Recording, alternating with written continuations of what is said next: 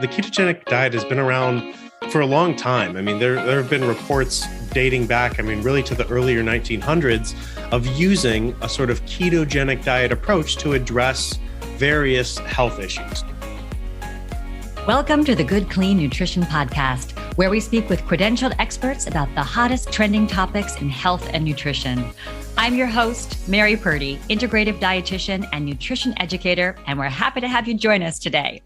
So the idea of burning fat by eating more is kind of enticing for a lot of people, and possibly why the keto diet has continued to rise in popularity, especially over the last few years. So while keto has been a trending topic in books and on social media, there are a lot of myths floating around and truths that need to be heard by those who are either considering a keto diet, already following one, or are simply intrigued by the concept. To speak more about the science behind the keto diet, we are joined today by Dr. Jacob May. Dr. May is a registered dietitian who earned his PhD in Kinesiology, Nutrition, and Rehabilitation Sciences. He is currently a postdoctoral research fellow at Pennington Biomedical Research Center, where his clinical research interests include skeletal muscle metabolism, ketogenesis, and clinical malnutrition. In addition to his full-time commitment to research, Dr. May volunteers for the Academy of Nutrition and Dietetics and runs a podcast series for the Healthy Aging Dietetic Practice Group. Welcome, Dr. May. Thank you so much for joining us today. Thank you for having me. Hello, and hello, everyone listening. Well, to start, it would be great to learn about the Pennington Biomedical Research Center, which I hear is like the Disney park for nutrition researchers. Any exciting or interesting research projects that you're working on right now? Oh my gosh, Pennington is absolutely outstanding. We really do need to get more people to know about Pennington. They are one of the premier leaders in nutrition research, especially in the United States. So we're located in Baton Rouge, Louisiana, but we have just such amazing facilities to do nutrition research everywhere from like the cell culture end, so growing tissue cells in petri dishes and maybe seeing how nutritional factors impact them, to doing human clinical research. We have some of the best facilities in the world where we have what's called metabolic chambers. And so these are actually full rooms that people can live in, and you measure everything going in and out of that chamber, including their breath. So you can get intricate measures of metabolism. You know exactly how many calories are going in, exactly how many calories are going out. It's really amazing. We also do, I won't get too deep into this, but these methods are called hyperinsulinemic euglycemic clamps. Don't worry about that. But essentially what we can do is we can address like diabetes and issues with blood sugar on a totally different level.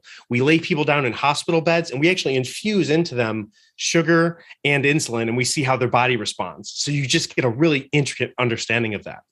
And so we have cell culture, we have human clinical, and then we have population sciences, where we actually try and translate all these research findings that we have and disseminate it out into the public. There's just some really outstanding work from the researchers there. They're looking at educating MDs to deliver nutrition information and improve health that way too. So it's really the full gambit of nutrition research at this facility. And they have everything you want if you have a nutrition-related research question. Holy moly, that sounds like a researcher's dream, a nutritionist's dream, a doctor's dream. Incredible. And that insulinemia hyperbolic chamber, it sounds like a Gilbert and Sullivan lyric or something like that. Incredible. Great to know about. And you're a fellow podcast host for the Healthy Aging Dietetic Practice Group. And I also noticed that a lot of your research is in the area of longevity, which I appreciate because I would like to live to be at least 100. So what sparked your interest in the areas of healthy aging and longevity? Yeah, my actual movement into that kind of realm was really more from the volunteer end. It was really the Healthy Aging Dietetic Practice Group that drew me in there. My research interests are really targeted at skeletal muscle metabolism, ketogenesis, and otherwise. But there's something special about that particular practice group and just how all the volunteers just really want to improve the dietetic profession. So I started working with them and just started volunteering and moving forward with them. And so that's how I kind of got interested in aging. I got interested in aging and then started volunteering with that group. That group kind of drew me in and got me interested in aging, which was really cool. And so, I don't do a lot of the personal hands-on research with longevity, but I'm sure you've seen maybe the publication on, calorie restriction and increasing lifespan. And so it's just a really interesting area. And, certainly this has been an area of interest for researchers dating back, all the way back to the fountain of youth, right? Like that was always kind of the goal. How do we live forever?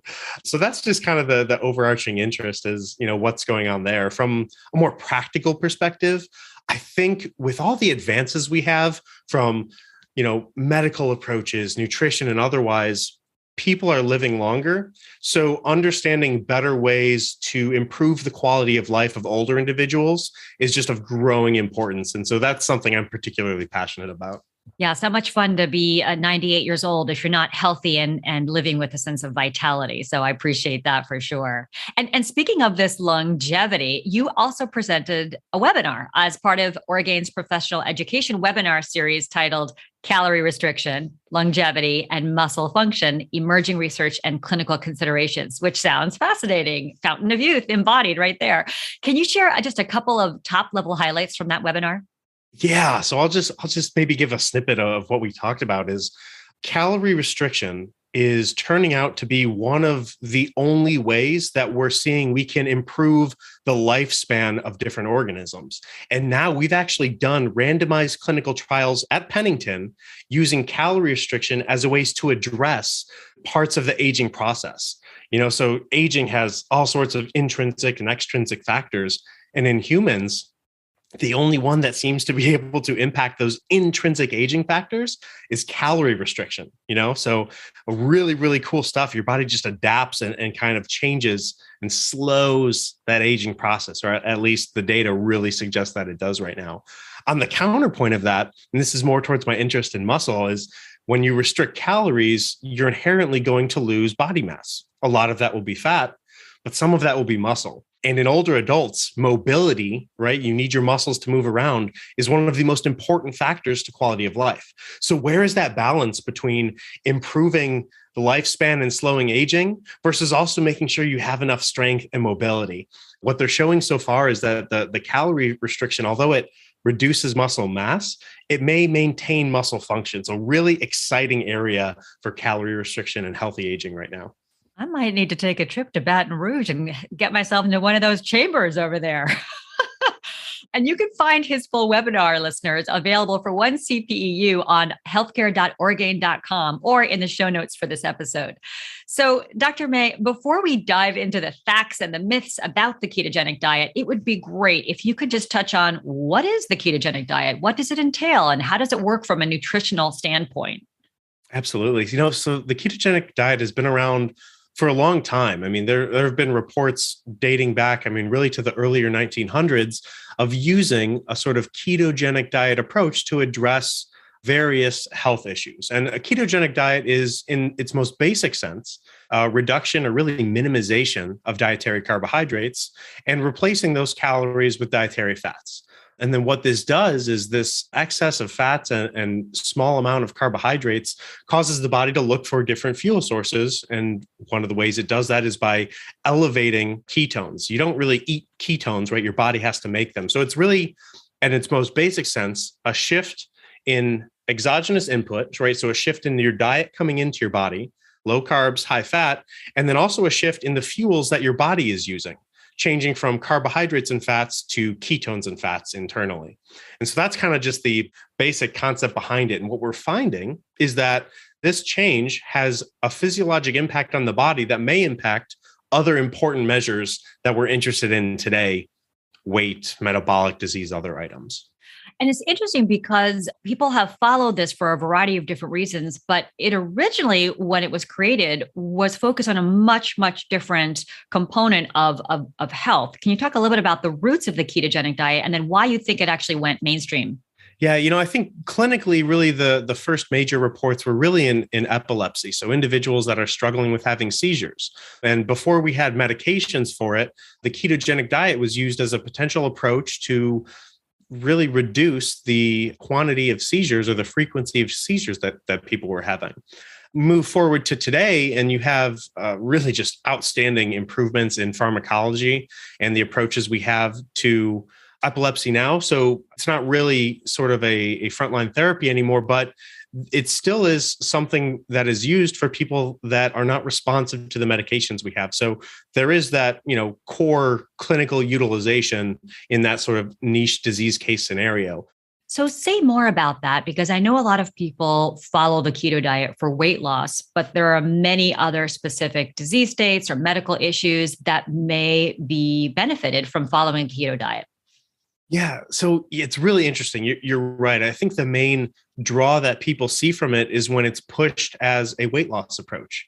There's a lot of debate as to whether or not the ketogenic diet itself is changing physiology to help people with weight loss, or if maybe having an easier kind of yes-no approach to foods is something that is helping people's behavior and leading to weight loss. So I'd say there's really still a big debate in the field as to the impact that the ketogenic diet has and what's causing it. I mean, it's an area we still need to know a lot more about. And there's certainly research realms on kind of both ends of the fence. In terms of other areas of health, I think the biggest one is really metabolic disease and people that have issues with controlling their blood sugar, and diabetes would be in that realm. And one of the reasons for that is inherent to a core concept of the ketogenic diet, which is minimizing dietary exogenous carbohydrates, right? If you're not eating a lot of carbohydrates, it's really difficult for your body to have high levels of blood sugar. There's certainly physiologic processes within that can cause that, but that's one of the primary non-weight loss related reasons people look into it, is to have better control of their blood sugar levels. Now, for any individual, I want to make sure I'm clear. I'm not just saying, anyone with blood sugar issues would benefit from the ketogenic diet, because there are other downsides that perhaps we'll get into, like you do have higher amounts of dietary fat and otherwise that may have a negative impact on items like cardiovascular health. So certainly it's a balance between all these different items. But I'd say just from what many people see out there is the advertisements for weight loss, the advertisements for blood sugar control, or I think it's kind of pitched now as type 2 diabetes prevention, or you might see some targeted advertisements like a diabetes cure, which I know you guys can't see me, but I put that up in quotes because I want to be very clear. I don't want to necessarily pitch it as such. Absolutely. I appreciate that too. And essentially what you're saying is that there's a potential for the keto diet to be sort of like a metabolic reset to help with how our metabolic function operates and to improve upon that, especially for those who have blood sugar issues, but maybe other cardiovascular issues as well. And I want to understand if there are different permutations of ketogenic diets, or someone might just follow one for a few months or part of the year and maybe cycle in and out of it. Talk about the short-term variations of following keto. Absolutely. And, this is one of my really big concerns with a kind of mass use of the ketogenic diet is differences between maybe a public generated or lay generated ketogenic diet versus the ketogenic diets we use in the research studies where we have defined benefits of using it. And so in my mind, those diets are very different. So it would be great to kind of look at how these two different approaches look. And so the first one I'll start with is really just the average ketogenic diet. When someone just hears, hey, try the keto diet, low carb, high fat, go. You tend to see a lot of red meats, a lot of cheeses, really high amounts of dietary saturated fat, almost no fruits, often very little vegetables. And if you contrast that with the research grade ketogenic diets that are used in research studies, we see for fats, instead of excessive red meats, what we see is fish. We see avocados, we see olive oil, we see a focus on nuts. So you really change the profile of fats that are coming in. Beyond that, the majority of research grade ketogenic diets use a significant amount of both fruits and vegetables. We're talking fruits that are lower on the glycemic index. You are keeping your carbohydrates smaller, but those items are built into the research grade diets. Thinking something like a half cup of berries with your breakfast. And so these are items that are large contrasts between what we see if you just look at maybe the average person doing the ketogenic diet on their own versus doing the ketogenic diet with a registered dietitian or as part of the research study. And it's that contrast that I think might have a huge impact on the downstream health effects, but we really just don't know because no one's done that comparison.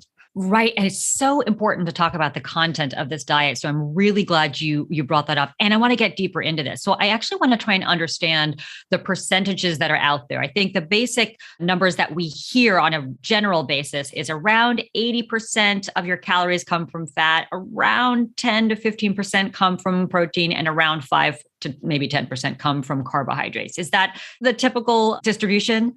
Yeah, that's right in the range. I would push people to consider a little higher protein dose. I think the more and more we learn, and this is my bias as a muscle guy, right? So protein is one of those main regulators of kind of your muscle mass with training or otherwise and other factors. So I am a big proponent of pushing that protein level up to 20% or maybe pushing towards 25 and even reducing a little dietary fat because of it. The main thrust of the ketogenesis or the increase in ketones that comes from the ketogenic diet is really from that reduction in carbohydrates. And so I'm a big fan of pushing, towards that realm, but I think your general range percentages are right on. Okay. And then, so in terms of fat, you mentioned already trying to maybe be a little bit mindful about some of the more high saturated sources of fat, like the meats and the red meats and the bacon and things like that. But you mentioned things like fish, avocado oils, perhaps the nuts, the seeds, the olives, the olive oils. Are those the types of things that would be included in that fat realm in terms of trying to maintain health benefits and not overtax the body with an excessive amount of saturated fat? Absolutely. Absolutely. I think anything you can do to increase that percentage of mono and polyunsaturated fats is going to be a benefit when consuming the ketogenic diet. And this is just based on what we know about different ratios of saturated fat, monounsaturated fats, polyunsaturated fats. I don't like to label things healthy or unhealthy or good or bad necessarily. You're going to have more saturated fat on a ketogenic diet. And what we're seeing in the research studies is that doesn't seem to be inherently bad when there are those research grade ketogenic diets coming along with the fruits, the vegetables, the healthy fats. Again, just kind of putting a coined term on it as healthy fat, but your mono and polyunsaturated fats as well. Yeah. And I think we're not saying that saturated fats are bad necessarily. Of course, we're saying that in excess, especially for certain people, they can be bad. I worked at an organization where we had people who were on the keto diet as patients, and we really saw a genetic difference where people were adopting a ketogenic diet and some of their blood markers went way off the charts. Inflammation, cholesterol, triglycerides, it was not a good model of a diet for them. And then others who were adopting the same diet, who knows what the content of that diet was, but they actually saw their markers go down. So it was really interesting to see the variation, which must be related, of course, to content of diet, but also to the genetics. Absolutely. And, this is what we're trying to move towards as a nutrition field in general, is this like precision nutrition approach. Or if you're not familiar with the buzzword precision nutrition, again, just speaking to the general audience, that's like personalized nutrition therapy to get the goals that you're looking for. And you and someone else may have the same exact goal, and you could use different diets to get there or different versions of a diet to get there. And that's what's so cool about the future of nutrition research right now. For sure. And I have a question about ketones and fat. So how do ketones get formed from fat? Take us through that. Yeah, essentially in the most basic sense, your body is going to use carbohydrates and fats for energy, right? And so you limit carbohydrates and then you have higher amounts of fats. And what the liver can do when there's these extra fats around that you really aren't using at that given time is it converts it into ketones. And what's special about the liver is the liver is going to make those ketones, but it's not going to use it right there. Instead, what it's going to do is it's going to push it out into circulation. And so then those ketones can take that energy originally coming from the fats, transfers it into ketones, and then circulates that around the body so that your different tissues can then use ketones as energy. That's kind of a special thing that happens in the liver. If you're reading some of the science articles, we might call this hepatic ketogenesis. If you're just reading more of a lay-based article, it might just be termed ketogenesis, or you'll hear the term ketosis. It all kind of means the same things, where your body is kind of taking this energy primarily from lipids in the liver and then converting it to ketones and sending that out to the rest of the body. And how do we know we're in ketosis? I know people do some urine testing or testing your ketone bodies. What's the typical layperson able to do? And this is such a great question, because you'll see ketosis defined differently depending on where you're looking at. If you just do a scan of the literature, you'll have papers that define it as zero point 0.5 millimolar of ketones in the blood. Others will define it as 1.0, others 1.5. And so, where is the actual cutoff? What really is ketosis? I think when I think about it, I think about, do I have more ketones than the average person on more of a high carbohydrate diet? And what does that look like? In the fasted state, I'd say the average person is probably somewhere around 0.2, 0.25 millimolars of ketones. So if you prolong your fasting, that tends to just kind of raise up until it gets higher and higher. But then you eat a meal and it reduces. So it's kind of the opposite, right? If you don't eat, ketones go up. And if you eat, ketones go down. So the average person walking around has really minimal levels of ketones. What I would consider ketosis is consuming a diet where your levels are, instead of going below that like kind of average realm of the 0.25 millimolar, you're above that. And maybe 0.5 millimolar is a good cutoff, maybe 1.5 is, but I think all of those are having larger rates of ketosis than kind of the average person. Now, I, as much as anyone, love a good conversation about millimoles, but Dr. May, would you help us translate into real world talk how to test ketosis? Sure. So there's a couple ways to do it. If you use the blood tests, which are now much more widely available than they were previously, you can purchase them from your CVS if it's available, just like you could purchase a blood glucose monitor. You can get a blood ketone monitor and they'll pop it out right in millimolars for you. But if you're not into that, don't worry. There are what we call urine dipsticks as well. So you can buy a little tube with some filaments of paper in it. And throughout the day, you just put a little bit of your urine on there, and it'll actually tell you how much of the ketones are showing up in your urine. And that's a reasonable indicator of what's going on in terms of your body and your blood as well. So there's not really a great level, these sort of urine dipsticks aren't super accurate, but what you can do is you can get those and test them before you do the ketogenic diet and see what it looks like. And then test them on the days after you're doing the ketogenic diet, try it early on, try it later. And what it'll give you is just kind of a color switch. And it'll show you, okay, this is what it looks like if you don't have any ketones. And then this is the color it'll be as your ketones are going up. So you can use that as kind of a rough indicator. But I would also say that for the average person that's not necessarily doing the ketogenic diet for a clinical purpose, I'm not positive that focusing on your level of ketogenesis is going to be that impactful on the health results that you're getting. So I would say if you're interested in doing the blood ketone monitors or the urine ketone monitors, I think that's a great addition to help keep you on track and know where your body's at. But in terms of the overall physiology, I think most people can just look at their diet and consume the ketogenic diet and understand that it is likely that they're in ketogenesis if they're limiting their carbohydrates and keeping their fats higher. One quick question about brain function and the keto diet. Since we know that the beginnings of the keto diet were aimed at helping with epilepsy, what other benefits might this diet have on brain function?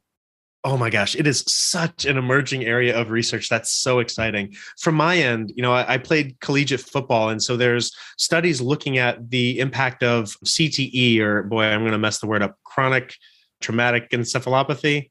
I'm sure that's wrong, but it's the issues that they're seeing in football players, right? It's this hitting of the head and getting the brain damage because of it downstream. And so there's research in that realm.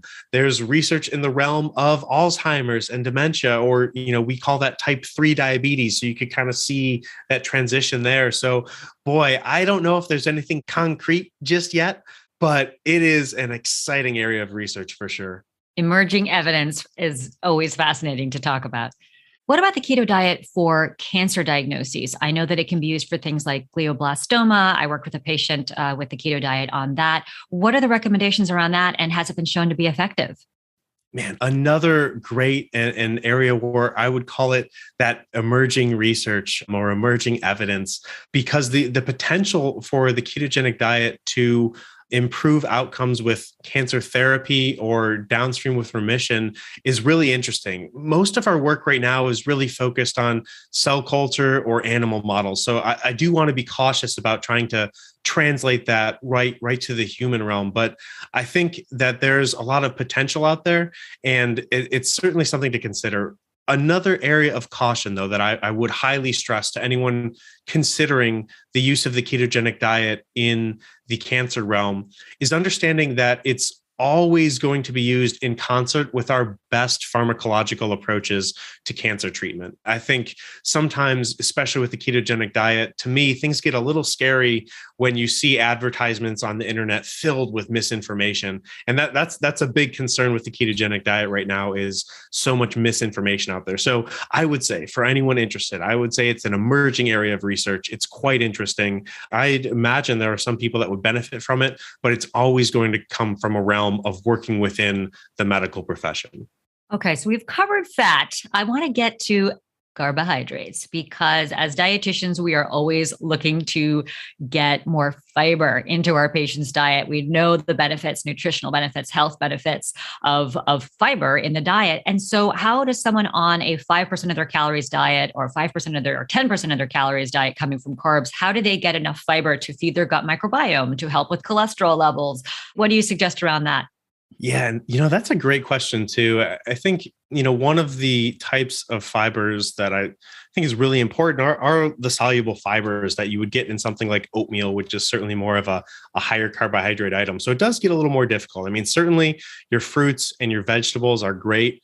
I think it is something that each individual person kind of needs to balance on their own in terms of the importance that fiber has in their diet, and whether or not they're willing to potentially reduce ketosis a little bit to be able to consume these other forms of carbohydrates that we know have beneficial effects. So I think it really depends on the person. To give sort of an example, someone using the ketogenic diet for epilepsy is really dependent on having high levels of ketones in their body to be able to counteract the epileptic effect, right? So they might not be willing to sacrifice high levels of ketogenesis for consuming different forms of dietary fiber or increased carbohydrates for all the benefits you just mentioned.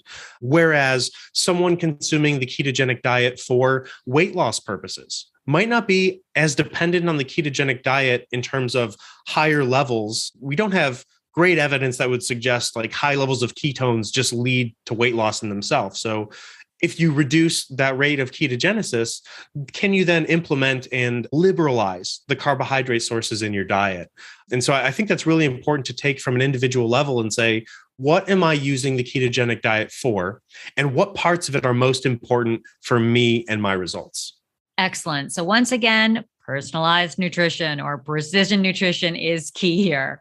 So that's a bit about the carbohydrates. And I also want to mention, you talked about vegetables and how important, obviously, we know they are for their phytochemical content, for all the different vitamins and minerals and antioxidant potential they offer. How do you suggest people get sufficient vegetables in their diet so they have access to all of those incredibly protective nutrients? Another great question.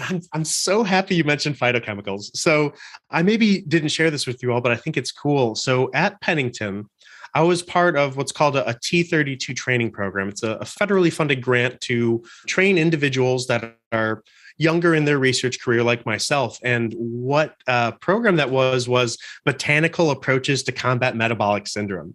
So it's a little funny. I am in here talking about the ketogenic diet, but my research for that training was actually looking at phytochemical components of whole grains that have potential benefits on whole body or skeletal muscle health. So it's this really interesting dynamic. And I find it very fun to be able to be on maybe what you would call both sides of the coin, looking at benefits of these carbohydrate-based foods, but also looking at benefits of the ketogenic diet and maybe finding ways to merge them. So just a quick sidebar on that, because I find it interesting. In terms of vegetables, I think, honestly, the core MyPlate recommendations that we have for meal by meal intake, I think can be applied to the ketogenic diet. I think you can do that sort of transition, right? You'll be substituting certain items, right? So for example, and if people aren't familiar with MyPlate, you essentially just sit back and you envision anytime I eat a meal, what should my plate of food look like? And you just envision your food being a circular plate. And the classic my plate is, okay, you have half of your plate be made of fruits and vegetables, a quarter of your plate grains, and a quarter of your plate protein. And if you are interested in the ketogenic diet, I think you can really do a very similar approach, just substituting those grains for maybe more of your healthy fat items, a serving of seeds or nuts or otherwise. But I think just looking at every meal and saying, where are my vegetables coming from? If it's like maybe one meal a day, where are my fruits coming from? But finding a way to, with every meal, incorporate those sort of items into each meal, that's the easiest way to kind of keep it going and keep that intake high. Keep that color on the plate. Let's talk about protein, because we've covered our carbs, our fats, and protein is key here. You started talking a little bit about, obviously, there's a crossover between fat and protein with meats and fish and things like that. But how do we have people meet their protein needs without necessarily going over some of those saturated fat recommendations? And maybe focusing on more plant-based options. What's out there? Yeah, and this is something where there's becoming so many more great options to be able to get protein into your diet. I think it's easier than ever for someone, no matter what diet they're on, to consume adequate protein. And I hope I'm not stepping out of line. We have dietary recommendations. We have the RDA of protein intake, which is set at about 0.8 grams per kilogram. I forget what that is in pounds per person for you guys. It's probably about half a gram of protein per pound of body weight, somewhere in that range, right? So it's relatively on the low end, but this is our large core guideline that we have. I think there's enough evidence out there now to suggest, especially for like the aging realm, where I'm quite interested in, consuming higher amounts of protein can be beneficial. So I think you can get to increasing that by like 50% above the guidelines, I think should be a goal for many people. And to be able to do that, you have to find ways to add protein into your diet. I think nowadays, my gosh, we have so many great ways to do it. From ketogenic foods in particular, you could focus on looking more at your eggs along with your meats and fish and otherwise. You could look at incorporating items like seeds and nuts into your dishes if you're cooking a certain dish. And so there's ways to add protein and maintain that ketogenic diet approach. And then honestly, supplements are a really great way these days just to be able to increase sort of your, dietary intake of proteins without creating maybe too much of a stress. If you have a hard time, cooking 3 meals, if you can only cook 1 or 2, it's an easy way to get a high quality protein source. And so I'm a big fan of dietary supplements as well. And I also know that tofu, which is a plant-based protein, has very little carbohydrates as well. So for those who are looking for more plant-based options, that's another opportunity to get that in there and get some of those more of those phytochemicals in there too.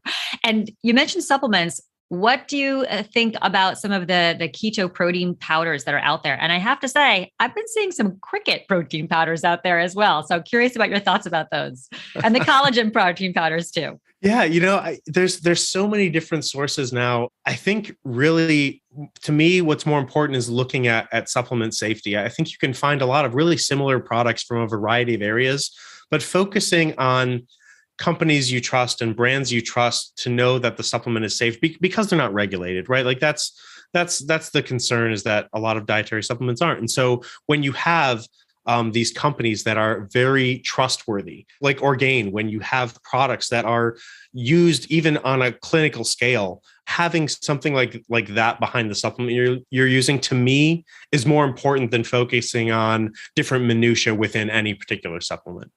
So let's say that someone's interested in trying out this keto diet, Dr. May, and I'm curious, what might a typical day of meals or just even a meal look like that covers our bases: healthy fats, adequate protein, a little bit of carbs, some phytochemicals, and of course, flavor. That's key as well for maintaining a good diet. Oh gosh, boy, there's so many different options.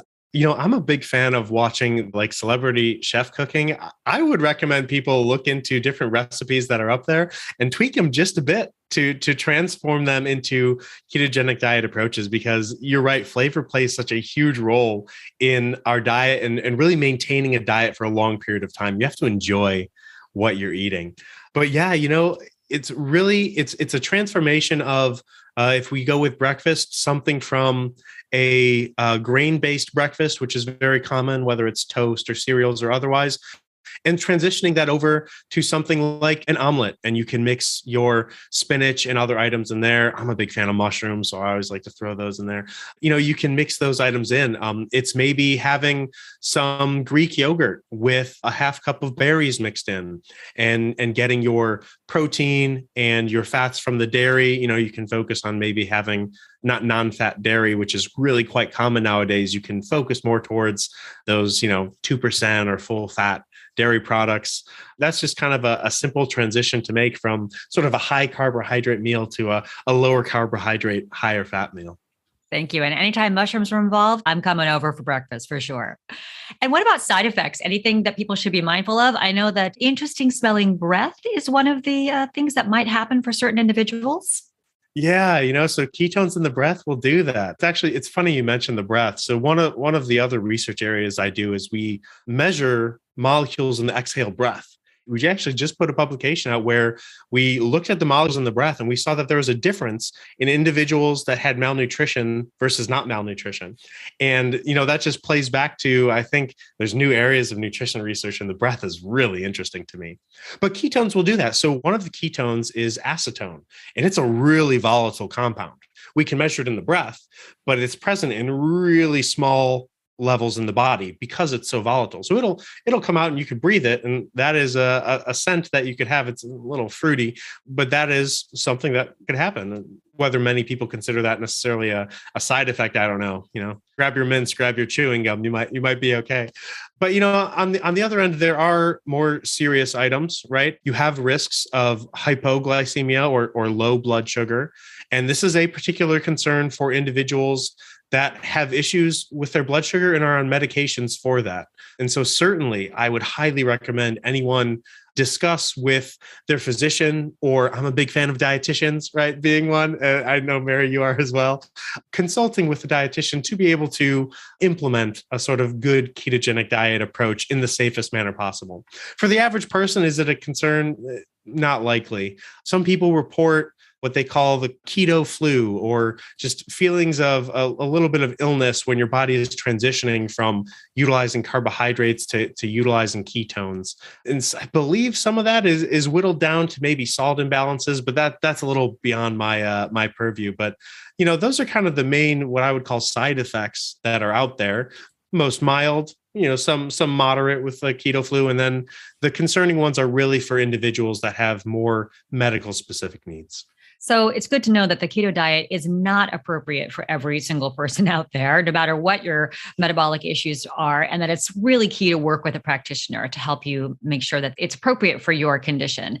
And I did have a patient who was on the keto diet, and what they found was they had this real surge of energy, like just huge amount of energy, and what they felt like was clear-headedness. And as we broke it down, we actually found out that they were struggling with hypoglycemia, and they were actually dipping way down. They perceive it as being this like, woo, I feel so clear-headed, but they were actually really running on adrenaline. So it's really key to mention those side effects, or mention those potential presentations of signs and symptoms that may be indicating that the keto diet is not working for you, or that maybe you're not doing it in the way that's best for your body. Absolutely. Absolutely. And what do you think is the biggest struggle for those who are starting to follow a keto diet? I think it's the same as with any other diet. It's the ability to create certain structure and restrictions to modify your diet a certain way. With the ketogenic diet, it's a little easier to understand than maybe other diets out there, right? Because the ketogenic diet is, okay, I cut my carbohydrates. That's the restriction. But sometimes that becomes difficult for people, whether it's taste preferences, whether it's gatherings with family or friends, or just the general food environment we're in, makes it pretty difficult to maintain that. But that's the same for any diet, right? If you had someone trying to change their diet to a Mediterranean-based diet, and let's say they're working on consuming fish 3 times a week, you have the same sort of struggle where it's like, okay, can I build this structure and restriction into my life and maintain that long term? So, I think the potential downsides, or what you would say struggles with maintaining the ketogenic diet, are actually very similar to really almost every diet approach out there. And if somebody is looking to start this diet, before we sign off here, Dr. May, what's one thing that that person might consider or keep in mind just to set them up for success? Let's see. Number one, I would say, I use this phrase occasionally, modify your mindset. And it's this difference in thinking of these sort of diets as a short-term approach to just weight loss and thinking about that on a different scale, right? So if someone's jumping on this, and let's just use weight loss as an example, if someone's jumping on this for weight loss, I think it's really easy to look in terms of checking out the scale every day and am I improving or are you not, versus thinking, what's my goal in a year? How do I want to adjust my weight through diet in a year? What about 3 years and what about 5 years? And when you place your mindset on that longer scale, it makes it easier for you to implement these smaller day-to-day goals and changes with the understanding that you don't necessarily have to see a reduction in body weight every day. And so planning long-term, I think, is a big item that will help people. And then the other one, I use the phrase enlist an expert. I would always work with someone. And, certainly I'm a dietitian. If people think this may be a little biased coming from me, but dietitians are critical in terms of long-term adherence to diet regimens, no matter what they are, ketogenic diet or otherwise. And so I think having an expert on your team to help you with both the day-to-day and the long-term goals is just one of the best ways that you can really optimize your chances of success using a ketogenic diet for whatever your goal is. Having an expert that just knows food in and out, knows the physiology in and out, is just an outstanding approach. So realistic goals, modify your mindset, and enlist an expert. I think we could probably all use that advice in some area of our lives in general. Thank you so much, Dr. May. It's been such a pleasure speaking with you, and your enthusiasm is contagious, and so appreciate your knowledge and expertise today. Oh my gosh, Mary, thank you so much for having me on. This was an absolute blast to chat about. I love talking about nutrition. Like, some people are like, oh man, it's your job. Should I ask Jake about this? Ask me about it. I love it. This is my favorite thing to do. Well, we are soul siblings on that front, so I'm sure our paths will cross again. We look forward to having you join us for future episodes of the Good Clean Nutrition Podcast, sponsored by Orgain, where we'll interview more subject matter experts on a variety of health and nutrition-focused topics. To stay up to date on the latest episodes of this podcast, be sure to subscribe on your favorite podcast platform. Thanks so much for tuning in, and see you next time. Whether you're considering or following a keto diet, Orgain offers a variety of keto products to suit your preferences, which contain an ideal keto-friendly ratio of protein to fat with no added sugar. Meet your protein needs with grass-fed and pasture-raised Orgain Keto Collagen Protein Powder and Orgain Keto-Based Protein Powder. Plus, start your day with a new Orgain keto-friendly organic plant-based protein pancake and waffle mix made with almond and oat flour. Visit Orgain.com to learn more.